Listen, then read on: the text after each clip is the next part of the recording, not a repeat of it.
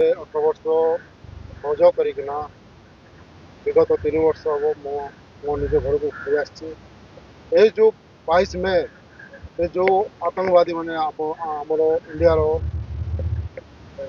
ଯେଉଁମାନେ ପେହେଲଗାମରେ ଯେଉଁ ଭ୍ରମଣ କରିବାକୁ ଯାଇଥିଲେ, ସେଇଠି ଯେଉଁ ନରସଂହାର କରିଥିଲେ ଆତଙ୍କବାଦୀ ମାନେ, ସେ ନରସଂହାର ପ୍ରତିଶୋଧ ନେବା ପାଇଁ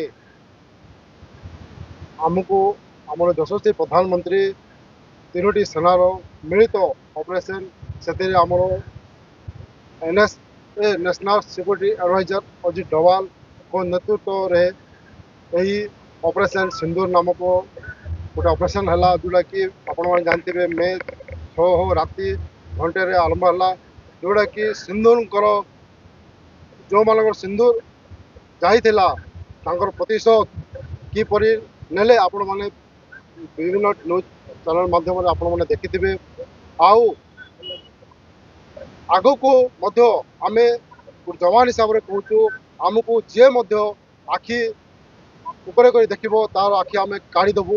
ଏ ହେଉଛି ଆମ ଇଣ୍ଡିଆନ୍ ଆର୍ମି, ନେଭି, ଏୟାରଫୋର୍ସ ମାନଙ୍କର ପ୍ରତିଶୋଧ। ଗତ ଦିନରେ ଯେଉଁ ଅପରେସନ୍ ସିନ୍ଦୁର ହେଇଥିଲା ଆମର ପାକିସ୍ତାନ ବିରୋଧରେ, ତାର ଅପୂର୍ବ ସଫଳତା, ସେ ସେନାବାହିନୀଙ୍କର ଯେଉଁ ଯୋଗଦାନ, ତାଙ୍କୁ ଉତ୍ସାହିତ କରିବା ପାଇଁ ତାଙ୍କ ସହିତ ଆମେ ପୁରା ଦେଶବାସୀ ଏକ ହେଇକି ଅଛୁ, ଏହି ବାର୍ତ୍ତା ଦେବା ପାଇଁ ଆଜିର ଏହି ପରାକ୍ରମ ଶୋଭାଯାତ୍ରା ହେଇଥିଲା। ଆଉ ଏଥିରେ ସମସ୍ତେ ଭାଗ ନେଇଥିଲେ।